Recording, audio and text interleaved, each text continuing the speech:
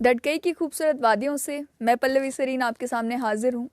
आज जम्मू कश्मीर की lieutenant governor की एडमिनिस्ट्रेशन ने इंडस्ट्रीज़ को लेकर एक बहुत बड़ा फैसला लिया है।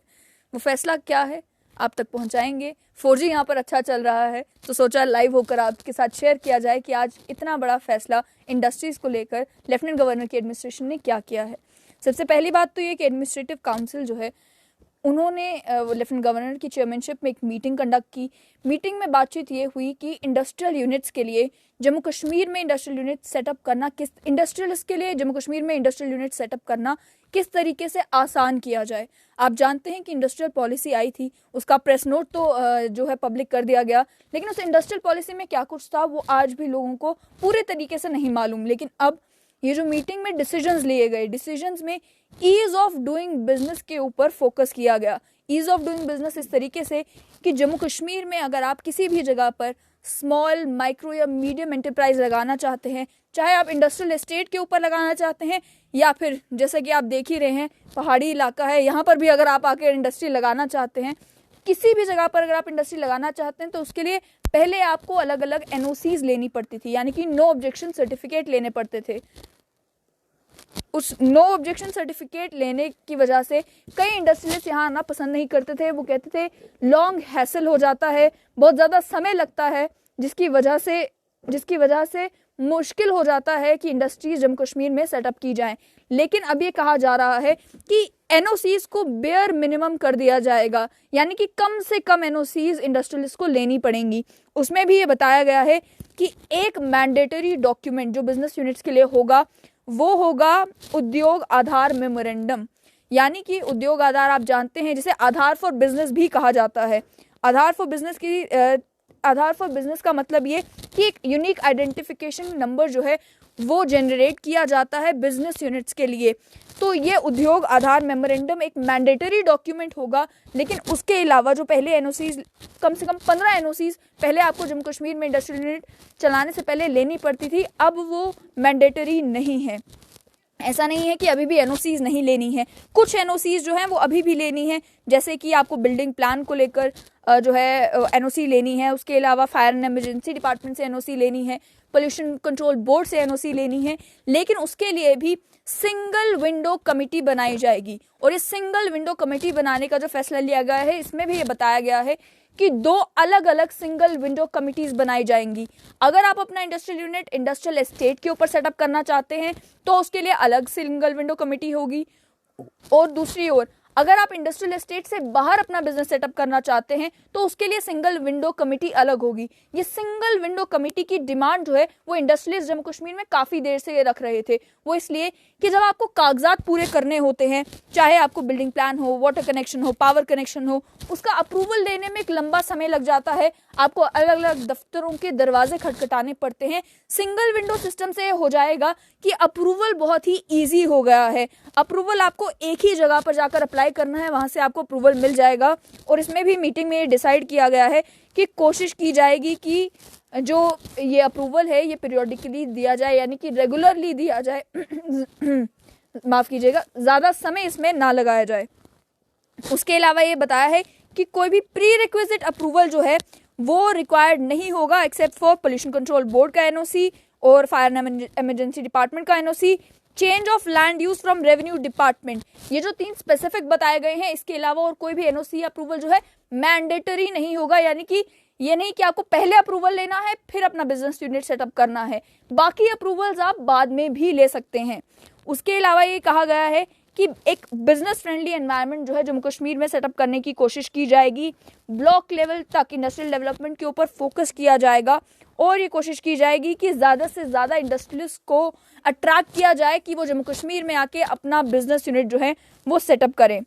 साथ ही में ये कहा है कि जम्मू कश्मीर में जो स्किल्ड वर्कफोर्स है उसकी भी अवेलेबिलिटी है, तो जब इंडस्ट्रीज़ यहाँ पर बढ़ेंगी तो उससे उस स्किल्ड वर्कफोर्स का भी फ़ायदा होगा।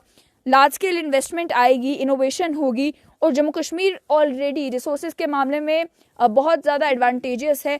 बहुत आप देख ही रहे हैं सामने कितना खूबसूरत नज़ारा है, तो रिसोर्सेज के मामले में जम्मू कश्मीर में किसी भी तरीके की कमी नहीं है।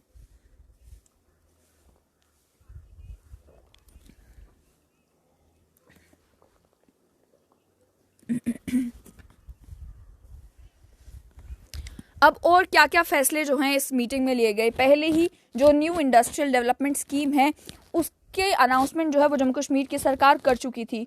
उस इंडस्ट्रियल डेवलपमेंट स्कीम में 28,400 करोड़ का पूरा प्लान बताया गया था कि इस 28,400 करोड़ का बेनिफिट इंडस्ट्रियल यूनिट्स को जम्मू कश्मीर में कैसे दिया जाएगा। इसमें वो इंडस्ट्रियल यूनिट्स भी इंक्लूडेड हैं जो ऑलरेडी जम्मू कश्मीर में एग्जिस्ट करते हैं, और उसके अलावा वो इंडस्ट्रियल यूनिट्स भी हैं जो आने वाले समय में जम्मू कश्मीर में इन्वेस्ट करना चाहते हैं, और जम्मू कश्मीर में जो इंडस्ट्रियलिस्ट आने वाले दिनों में अपना बिजनेस यूनिट सेटअप करना चाहते हैं।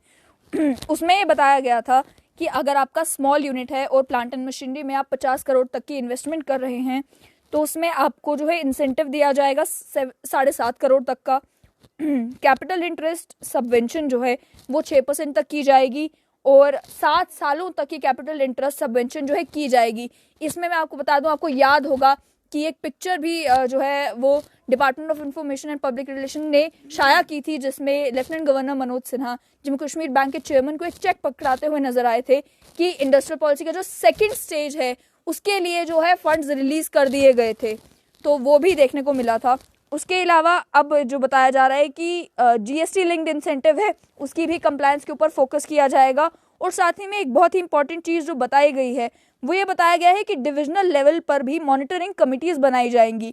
ये मॉनिटरिंग कमिटीज़ ये काम करेंगी कि अगर इंडस्ट्रियल यूनिट्स को एनओसीज लेने में, अप्रूवल लेने में किसी भी तरह की दिक्कत आती है, परेशानी आती है, कोई भी प्रॉब्लम फेस करनी पड़ती है, या टाइमली उनकी ग्रीवेंसेस का रिड्रेसल नहीं होता है, तो उस सब को मॉनिटर करना और उन इश्यूज को एड्रेस करने का काम ये डिविजनल लेवल कमिटी करेगी।